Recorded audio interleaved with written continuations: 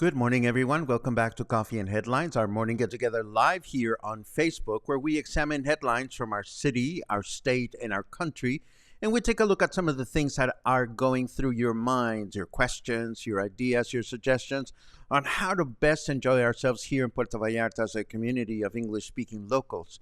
Today, it is Tuesday, October 3rd, and it is a pleasure to be here joining you live from my little home office in Colonia La Avena. I hope wherever you are that you are having a good morning and that you are ready to embrace the day.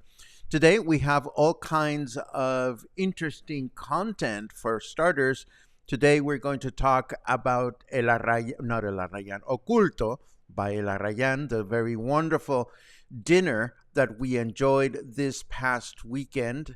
And I want to tell you why you should consider this event in your future. We're also going to acknowledge October 2nd, a very important and very sad date in Mexican history. October 2nd, 1968 was the date of the Tlaltelolco Massacre. We're going to talk a little bit about this very important event and its impact in modern-day Mexico. We're also going to talk about vehicle inspections. This has come up in a couple of conversations in my circle lately. What happened to them, and where did they go, and are they still being enforced, and so forth and so on? We'll dive into that, and we'll dive into other news. But first, as always, I want to welcome everyone that is watching today, particularly those of you that are watching live. If this is your first time watching live, feel free to let us know, and we will give you a nice little welcome if you write the word new in your comment.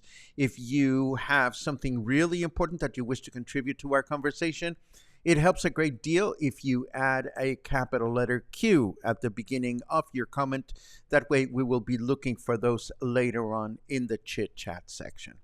With all that said, let us dive into the news, and we start with Mayor Michel delivering the second stage of Las Palmas Avenue. This is an important throughway that connects Puerto Vallarta's bus terminal with surrounding avenues. And check out the state-of-the-art two-lane bicycle path. It is unfortunate that it is only 3 blocks long. And I say this not as a criticism, but just to make sure that cyclists out there don't get their hopes up. The avenue is ready, and this is a good thing. The new Mexicana Airlines has begun selling tickets with one-way flights starting at less than 700 pesos, which is extremely affordable. The airline has 20 different domestic destinations in its schedules. But if you are wondering where you can get to from Puerto Vallarta, the only direct flights can be found from Puerto Vallarta to Mexico City's Felipe Angeles Airport. Everything else would require a connection. But on a possibly related note, President Lopez Obrador has announced that the new Felipe Carrillo Puerto International Airport in Tulum, Quintana Roo, will be inaugurated on December 1st. When the new Mexicana Airlines was announced, it was also announced that the airline would have a primary hub in Mexico City and an additional hub in this new airport to encourage connections with the new Maya train, which will also be inaugurated in December. Of course, the question for us living here in Puerto Vallarta is, will there be a direct flight from Puerto Vallarta to the new airport? Well, this has not yet been announced, but we'll definitely keep you posted on that one, as this would simplify tremendously our ability to access the new Maya train once it opens to the public. Now, as I mentioned earlier, the topic of vehicle verification stickers has come up in a couple of dinner conversations over the past few days. So I figured I'd give you an update, as there is an update to be shared anyway. The primary thing you want to know is that vehicle verification has not gone away. You are most definitely expected to verify your vehicle and are subject to fines if you don't do so. Now, are fines and inspections being implemented here in Puerto Vallarta? The answer to that is not that I am aware of. In the Guadalajara metropolitan area, however, there is an operative in place to inspect vehicles, and on the first day of this operative, which started this week, 206 vehicles were stopped and 131 vehicles were fined. So whether you want to be proactive about this and have your vehicle inspected when you're supposed to, or whether you want to wait and be surprised by an inspection and a ticket, that is, of course, entirely up to you. And Tribuna de la Bahía informs us that there are 2 tropical storms, not one, currently forming in the Pacific Ocean. The first one, Lydia, is bound to turn into a hurricane by the end of the week, although its current trajectory does not pose a major threat to our coastline.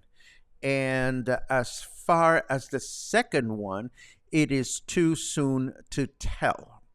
And if you think all this activity is taking place too late in the season, it is worth remembering that Hurricane Kena, which caused major destruction here in Puerto Vallarta back in 2002, took place on October 25th.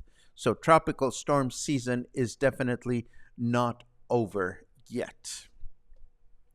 And of course, yesterday was the anniversary of the 1968 Tlaltelolco Massacre, one of contemporary Mexico's saddest,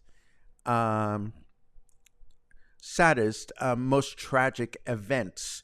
To acknowledge this date, we have put together a very basic explanation to the events leading to the massacre and the reason why we never forget the savagery committed there by our government. Take a look.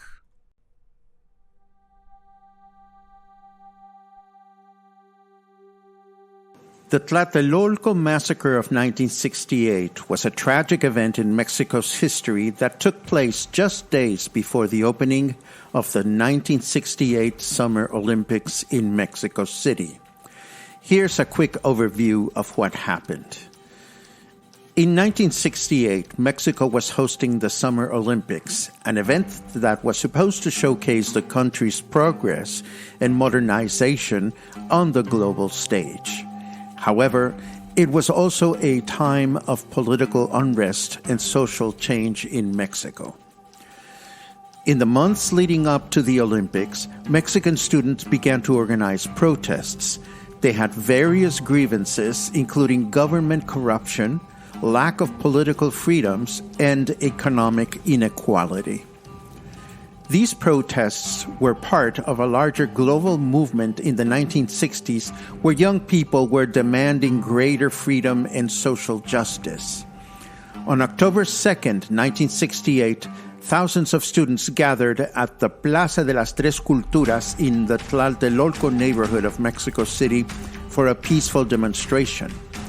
The plaza was a symbolic location as it featured pre-Hispanic ruins, colonial-era churches, and modern apartment buildings representing Mexico's rich cultural history.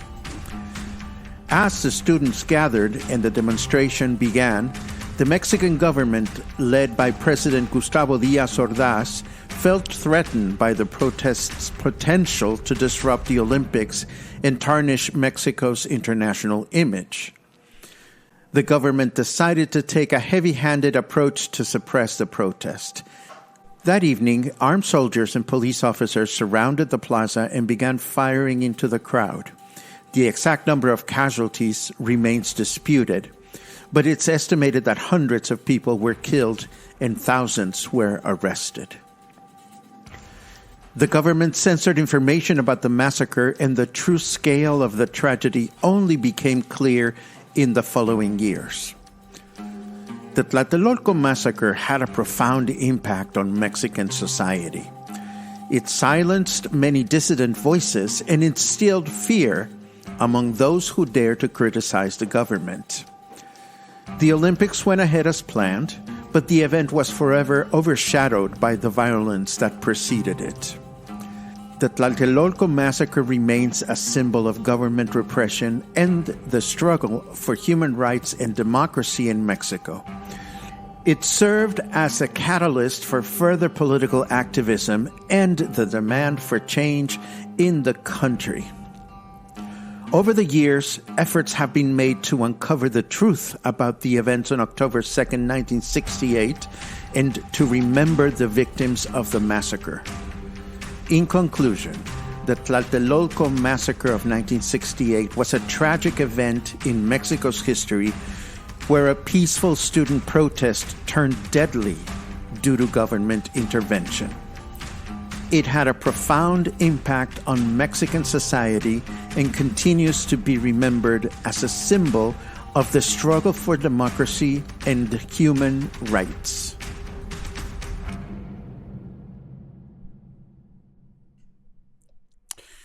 Let's turn to our weather to see what's going on out there. It is 29 degrees right now. Humidity is at 76%, and our temperature in Fahrenheit degrees is 85.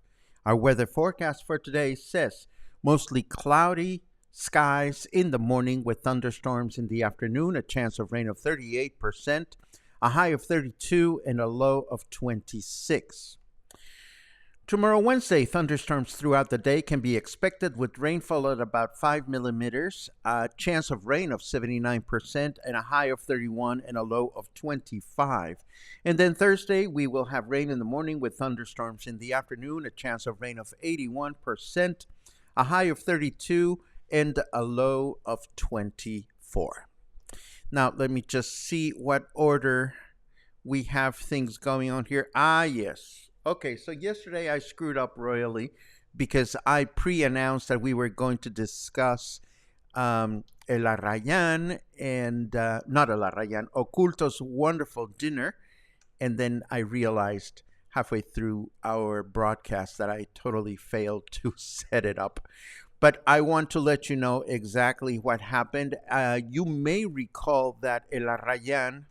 Why do I keep calling Oculto Elayan today? Maybe because I missed the long gone days of Carmen and Claudia, who garnered a reputation in this city as a Mexican specialty restaurant through El Elayan, which Carmen told me over the weekend. It was 20 years ago this November that she and Claudia were opening El Elayan. Of course, El Elayan closed before the pandemic, and then Carmen and Claudia took a little break, as you know, and then they opened Oculto, which is their venue for private dinners and also for special occasion dinners. Now, we have spoken about the Oculto Experience before, but if you are not familiar with it, I would like to give you a little refresher. Oculto is a great space that features a big dinner table that is good for up to 15 people and a sit-down living room area where You can enjoy the company of friends and loved ones, or you can join one of Oculto's public dinners with, of course, only availability to some 15 people. And the beautiful thing about what Carmen and Claudia have done with Oculto is that they have it down to a very easy to follow formula. Let me see if I can do I have this ready to go? No, that's not what I want. What I want is this. Yeah, there you go. Okay. So what Oculto does is you get there and you sit down in the living room area and you are offered um, welcome cocktails and welcome appetizers just to get you excited. The space is very comfortable. It's air conditioned. It has an open kitchen where you can actually see the chef and his assistants doing their work. Eventually, you get to sit down at the dinner table, and once you sit down at the dinner table, you are offered a multi-course dinner, and then that is followed by dessert. Dinner is paired with wine, and it is the equivalent of staying at a villa for vacation. Just take the overnight option out. You know, when you design your own private dinner with Carmen and Claudia, they will design a menu for you, and they will fulfill that wish that you may have. And it's you get pampered. That's the bottom line. You get pampered with cocktails and wine and delicious food that is prepared to your liking. If you have any kind of uh, dietary challenges, they are happy to meet them.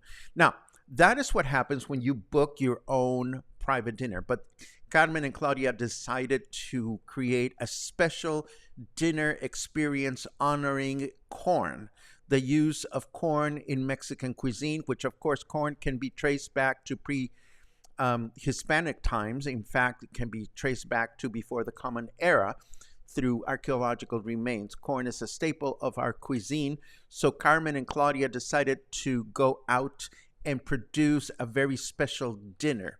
Now, I won't tell you what you get to eat because everything was just so incredibly wonderful. No, it's not like we stuffed our faces with corn, but corn was included in everything. Through very thorough explanations, we learned that there are dozens of varieties of corn in Mexico, and corn growers protect their corn seeds very, very vigilantly because of cross contamination. Once you get a certain type of corn that you like, you know, they will only combine their seeds with other seeds. And it was beautifully explained by Carmen, as always. Now, if you're wondering, needless to say, there were tortillas in this dinner. So if you have ever wondered how do you go from a corn kernel to a tortilla, and you've only been exposed to what goes on in a tortilla making place where they have like masa ready to go. Well, masa, more often than not, in commercial tortilla making places, comes from a powder that you can get at the supermarket, which is called maseca. And when you buy maseca, it's a type of flour. All you have to do is add water to it and create the proper consistency, and you can make tortillas with it. But maseca is an industrial product, so you really don't know where the corn came from and whether its nutritional elements have been removed through the process of making it. But at Carmen's experience, it all starts with a metate. This is a metate, which is a grinding stone, which it's a grounding stone tool used for processing grain and seeds. These metates have been used since pre-Hispanic times. They were used by the Aztecs. And in traditional Mesoamerican cultures, they are typically used by women who would grind corn and other organic materials during food preparation. What this means to us is that corn that has been previously been soaking in water with a lime, it's a water and lime solution to soften it. this corn gets pummeled and ground in this with this metate until it becomes a pulp. So no Cuisinart here, ladies and gentlemen. This is done by hand, and the end product is the masa that we are familiar with to make tortillas. Now, part of the experience that we had at El Arrayan included seeing someone in action doing the actual masa. Now, she's kneeling on the floor, and I'll make this run in a second. She's kneeling on the floor. Why? Because this is the position in which she can put the most pressure on the grinding stone by using her body weight. The paste that you're looking at is masa, but it looks dark because I actually missed the corn part. She is now presently grinding something else. And what is she grinding, you may wonder? Well, she's actually grinding cocoa beans and piloncillo, which is a raw form of pure cane sugar that is commonly used in Mexican cooking and is sometimes referred to as Mexican brown sugar. Now, I'm showing you this in slow motion so that you can see the process. It's not like you can create tons of masa at a time. So just imagine how long it would take to make enough tortillas by hand for a Mexican restaurant to feed in a single night. I mean, it is just absolutely crazy. So what ended up happening with this masa that was being prepared? Well, for starters, we enjoyed tortillas made by hand, and they were in such different colors. It's not even funny. In fact, that they even combined the different colored masas in spirals and things for you to enjoy the different flavors. And then some of this masa that had been sweetened with piloncillo and cocoa beans was used to make a special enormous tamal. So again, the experience, the cultural experience, not to mention the extraordinary flavors that you get to enjoy at this special dinner, were absolutely amazing. Now, how can you be part of one of these? Well, Carmen and Claudia keep advertising both special dinners and your custom dinners on their Facebook page. You can always reach out to them. And in a way, it's funny because Carmen and I were talking about this. Now that I'm doing encore presentations of some of the music appreciation things that I have done before, you can actually go to Carmen and say to her, well, for my private dinner, I would like the corn experience. And you can actually request these things. So I am sure that Carmen will open a public corn experience in the future. I am sure that they will come up with other themed dinners. One way or another, the experience of Mexican dining in Oculto it cannot be paralleled anywhere else. There are extraordinary Mexican restaurants in Puerto Vallarta, but none that can get into all the historical and cultural aspects of Mexican cuisine. The end. See, this is all that I really wanted to get into yesterday, and like a fool, I totally forgot to set it up. But there you have it. It was absolutely wonderful, and I recommend it wholeheartedly. Last but not least, I want to let you know that a beach volleyball tournament is coming. Local authorities have announced that the upcoming Mexican Beach Volleyball Championship will take place from October 20 to the 22nd at the Holy Beach. Will they have removed the caca molecules from the water by then? One can only hope. At the very least, we can expect some very nice eye candy if we go as attendees. Plus, the event is free for all to attend. And now let me clear my throat really quickly. And let us get on with our chit-chat section of the broadcast just to see what everybody is up to this morning. Lots of good mornings, lots of good mornings, which is really sweet to read. And I did happen to find, I spotted Chris watching from Switzerland. I don't know where he went. Ah, there he is. Chris, you are very much missed and remembered. I hope you guys get a chance to come back and visit sometime soon. Those of you that don't remember, Chris and his husband were the owners of the Secret Wine Bar in Colonia Emiliano Zapata, which we enjoyed thoroughly during all of last year and some of this year. Let's see what else we have. Taram pam pim pam boom. There is a queue. The inspection of the vehicle means the what? What? The e-sal... ¿Qué es eso? No entiendo. I don't understand. Sorry. Let's see what else we have. There's a queue. Oh, okay, here's the whole thing. The inspection of vehicles means the exhaust pipe or smoke from your vehicle. Angelica, that is an excellent question for the inspection authorities. I don't drive a car, so I couldn't even begin to tell you what goes on during it. But they have a lovely website, which I'm sure details what you can expect once you take your vehicle for inspection. Let's see what else. Param pam pum pum pum. Thank you very much for that, Albert. Again, the anniversary was yesterday, and I thought you would want to know. Let's see. Thank you for the history lesson. My pleasure. I remember the incident, but I don't believe I was ever told the reason why it happened.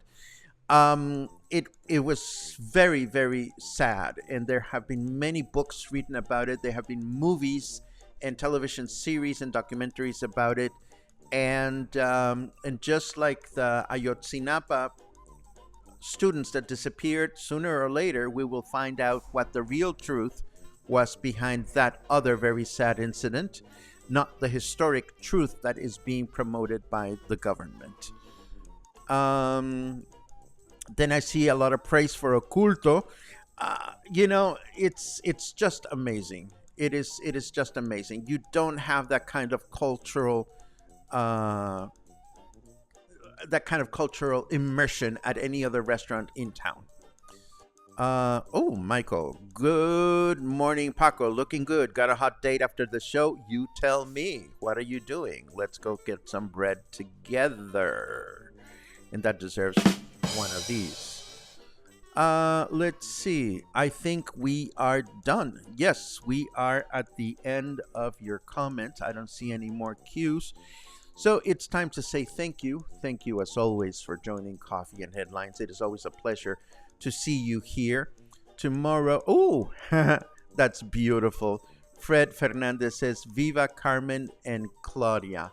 They are dear friends, and they are very special. We should be happy to know that they are here in Puerto Vallarta with us. Tomorrow is Wednesday. Tomorrow we'll be back as usual with more coffee, more headlines, more stories, and hopefully more interesting news to share with you. In the meantime, I hope you have an amazing day today. I hope you'll stay kind and friendly and cool. And I'll see you again soon. Take care.